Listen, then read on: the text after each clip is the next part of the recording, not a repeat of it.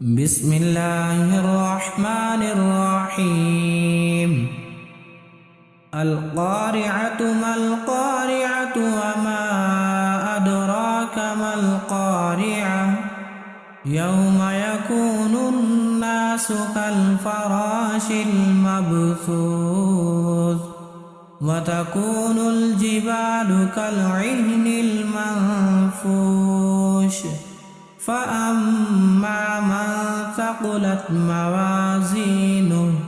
فهو في عيشة راضية وأما من خفت موازينه فأمه هاوية وما